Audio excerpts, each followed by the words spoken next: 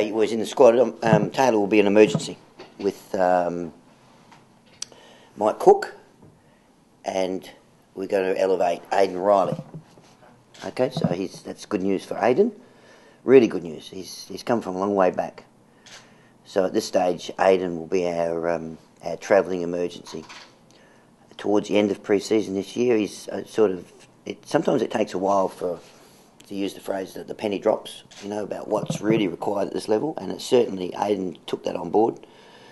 After some strong feedback from the guys that work in our developmental department, and he's been fantastic since.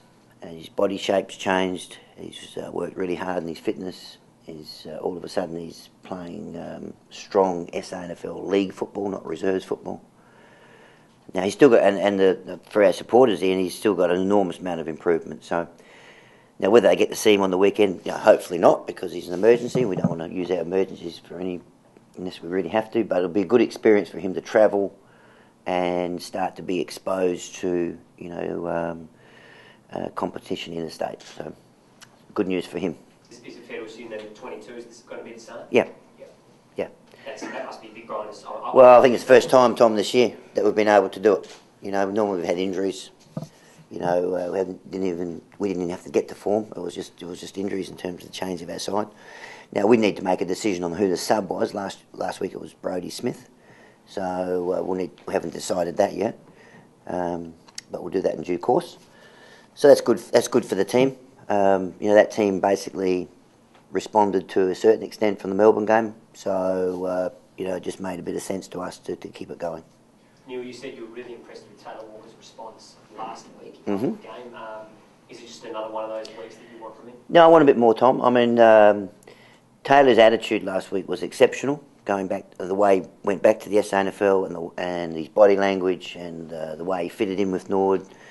And people think, well, so it should be, but it's that's not as easy as people think it is. When you get omitted from an AFL side in Adelaide, whether it be Port Adelaide or here, because it's probably becomes reasonable news. And we know the attention that Taylor has got in this town. So for him to go back there with that attitude and perform offensively, kicking 7 goals, was fantastic for him.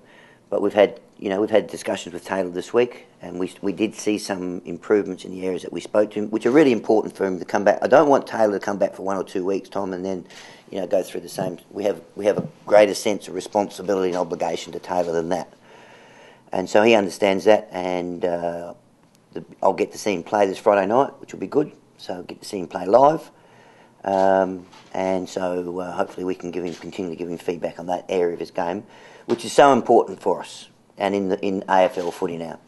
You were around 21 last year, played Collingwood, they were going as well as anyone at the time, and got them within 3 points. What do you take out of that game? Well, just all that reiterated, Ben, last year, is that the competition is so tight, and it's no different this year. So, I mean, our mentality last year, we've got a different team now. I just had a quick look at it this morning. I mean, our team's quite a bit different to the side that in round 21 last year. So, but the competition's tight, and we understand we've got the task ahead of us. Of course we have. But the squad's going over. It's going over with a very positive attitude, as it should, because our last performance away, we got the result that we didn't like very much. So we need to start to build as a club that we can also perform away from here, because all our 3 wins have been here. I see stoppage work being more of a team unit, okay, rather than just one person. So, whether it's Wood or Brown or whoever they decide to play over there, it won't just be what they do up here.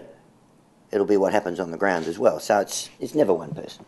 So it's a combination for that. They're a highly credentialed, outstandingly coached side. I think we all know that. Just look at their playing record in the last 12, 18 months. So that's okay. That's what we got, and it will be a really important experience for our playing squad. And a big statement if you can beat them. Well, I don't know about a statement. But our guys are going there. They're very clear about what they want to do. They're going there to try and win the game, not just be competitive or have a go at it or see how they line up. Not this group. They don't have that mentality. And Otten and Talia are running your SANFL this week? Yeah, that'd be good. It's good to get Andy back playing, and hopefully he's dodged a bullet there with his knee, Tom. And Daniel Talia, I'm really pleased for, because his NAB Cup form indicated that if he had an ounce of luck, he could be playing in our side at the moment. So we've been waiting a while, so it's good for him to come back, and hopefully he can stay sound, as it would be with Andy Otten and Bernie Vince. The hamstring, we need him back playing again as well, so we can add those guys to our squad to be available. We've been continually assessing it since round one, because the game's different. We thought it would be different, and I believe it is different. Okay, with the measurements that we've got and taking feedback from the players. So that's the first thing. Secondly, we want to make sure that we've had some discussion amongst mainly the coaches, really, but also some feedback from the players. We want to make sure that we can spend some more time on them from an individual basis, like individual skills. So if someone needs to work on their kick, we actually try and find some time to do that. So with a combination of, more recovery in, making sure that our guys are ready to perform on the weekend, individual work, and try and free up some more time for the coaches to spend with players, we used all those and just made some modifications to our week.